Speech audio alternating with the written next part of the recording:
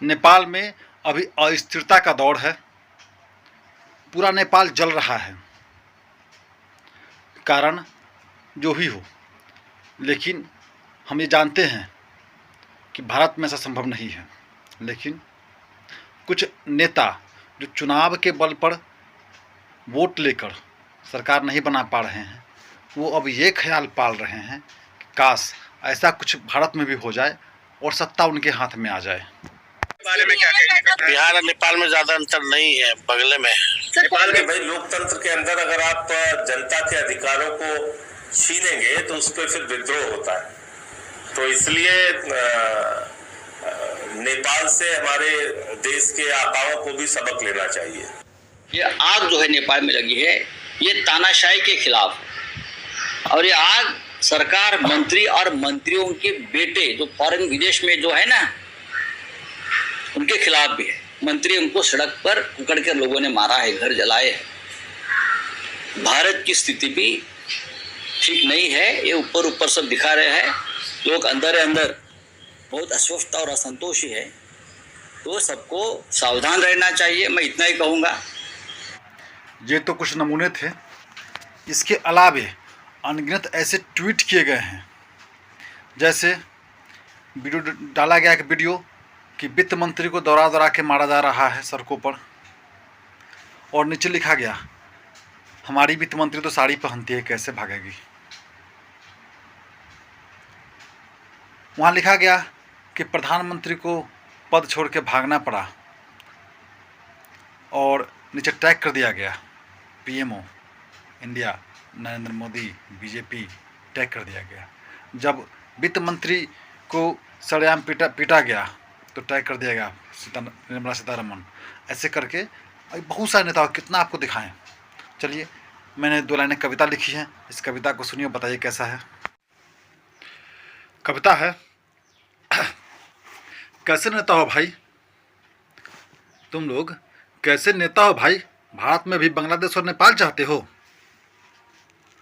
कैसे नेता हो भाई, भारत में भी बांग्लादेश और नेपाल चाहते हो। अमन चैन से बढ़ रहा है देश, इसमें भी व्यवधान चाहते हो। जनता का सेवक कहते हो खुद को, जनता का सेवक कहते हो खुद को, पर खुद राजा बनने के लिए मानवता का सर्वनाश चाहते हो। कैसे नेता हो भाई, भारत में भी बांग्लादेश और नेपाल चाहते हो। तुम्हें क्या लगता है अव्यवस्था ही असली आज़ादी है। तुम्हें क्या लगता है कि अव्यवस्था ही असली आज़ादी है। जाओ देख लो नेपाल में कि वहाँ कैसी बर्बादी है। संसद और न्यायालय है आग के हवाले, संसद और न्यायालय हुए आग के हवाले। बेचारी बूढ़ी औरत को भी लोग जिंदा जला डाले। देखिए वहाँ क्या है कि संसद न्यायालय सब में आग लगा दिया गया है, नेताओं को सरेआम पीटा गया है, मारा गया है, मंत्री को, वित्त मंत्री को भागते देखा, गृह मंत्री को पीटा गया। चलिए वो सब समझ में आता है कि उससे आपको हो सकता है कि भाई नाराज़गी होगी। अब एक महिला को निर्वस्त्र कर दिया गया, एक भूतपूर्व प्रधानमंत्री की पत्नी को जिंदा जला दिया गया। तो माने उन औरतों का क्या दोष। कहते हैं कि तुम्हें क्या लगता है अव्यवस्था ही असली आज़ादी है। जाओ देख लो नेपाल में कि वहाँ कैसी बर्बादी है। संसद और न्यायालय है आग के हवाले। बेचारी बूढ़ी औरत को भी वो लोग जिंदा जला डाले। हाँ, मानता हूँ कि गलतियाँ सरकारों से हुई होगी, मानता हूँ कि गलतियाँ सरकारों से हुई होगी, पर अराजकता फैलाने से अच्छा है वोट से सरकार ही बदल डाले। ये समझ नहीं आएगा। कैसे नेता हो भाई, भारत के लिए ऐसे सपने पालते हो। कैसे नेता हो भाई कि भारत के लिए तुम ऐसे सपने पालते हो। अव्यवस्था, कर्ज और भूख हर घर के लिए चाहते हो। याद रखो जैन जी, लोकतंत्र जब सड़कों पर नीलाम होता है, लोकतंत्र जब सड़कों पर नीलाम होता है, उस देश के बच्चों का भविष्य बर्बाद होता है। और सुनो नेताजी, भारत को कमज़ोर करने का ख्वाब मत पालो। संविधान ही तो मार्गदर्शक है हम लोगों का, उसे जला मत डालो। सारे देशवासियों से अपील है, संभालो अपने विचारों को और अपने समाज को वैचारिक संक्रमण से बचा लो। पड़ोसी की हालत हम सब के लिए सबक है बहुत बड़ा। अपने पड़ोसी की हालत हम सब के लिए सबक है बहुत बड़ा।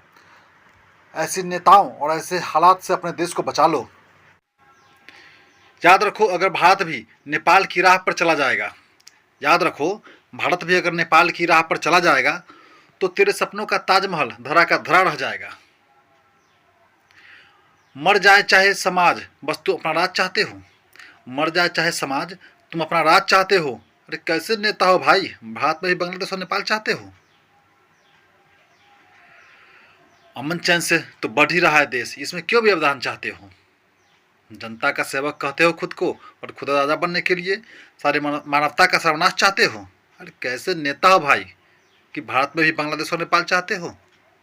धिक्कार है।